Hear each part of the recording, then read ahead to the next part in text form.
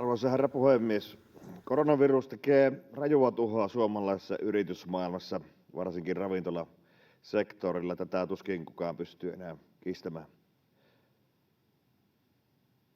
Täällä eduskunnassa olemme käsitelleet paraikaa ravintoloiden sulkemista lailla, ja se tulee astumaan voimaan lauantaina 4.4.2020.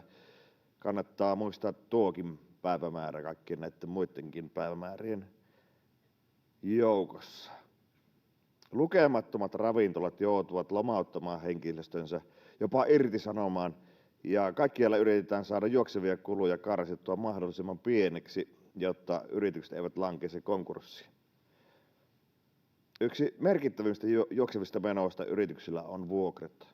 Niitä esimerkiksi ravintolat joutuvat nyt maksamaan tuhansia euroja kuussa, vaikka tuloja ei ole yhtään. Yrityksen kassat eivät sellaista kestä.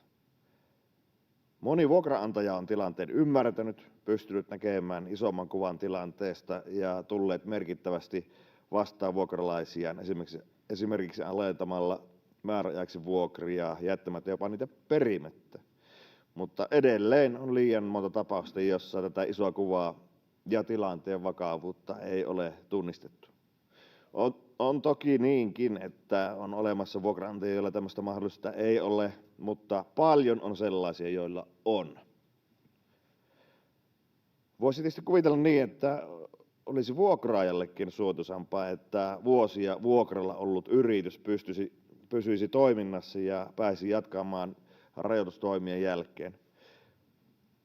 Ravintolatoiminnassa tämä on monen kohdalla jopa hyvinkin mahdollista, jos vain olisi jotain, jolla jatkaa. Vakioasiakaskunta on olemassa ja homma voisi lähteä nopeastikin takaisin käyntiin. Toinen vaihtoehto on se, että tuijotetaan vain lyhyen tähtäimen saatavia, annetaan yrityksen mennä nurin ja sen jälkeen alkaa uuden vuokralaisen etsiminen. Kun koronan jälkeen taloustilanteet tässä maassa ja kansainvälisestikin heikkenevät, uusien vuokralaisten löytäminen saattaa olla haastava tehtävä. Vuokralaisena toimivan yrityksen pystyssä pitäminen on niin vuokraajan kuin vuokranantajankin etu, ja samalla se on monen muunkin etu. Yhteiskunta verotulojen saajana ei ole vähäisimpinä hyötyjänä tässä.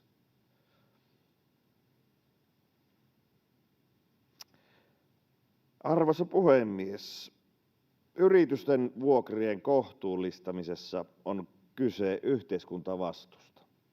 Me olemme nyt valtavan haasteen edessä ja jokaisen pitää ymmärtää oma mahdollisuutensa siihen vastaamisessa.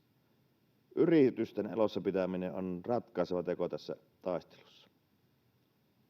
Haluaisinkin tässä kohtaa nyt suunnata sanani vuokranantajille. Tässä on teidän mahdollisuutenne osallistua tämän maan pelastamiseen.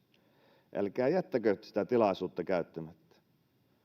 Kun joskus myöhemmin katsotte tätä aikaa taaksepäin, haluatteko nähdä itsenne sankarina, joka osallistui pelastustöihin, vai sivustakatsojana, joka antoi vahingon tapahtua? Me olemme tässä veneessä kaikki yhdessä. Me päätämme yhdessä, pysyykö se pinnalla vai meneekö se pohjaan. Kaikki tietävät kyllä, kumpi vaihtoehto on parempi. Kiitos.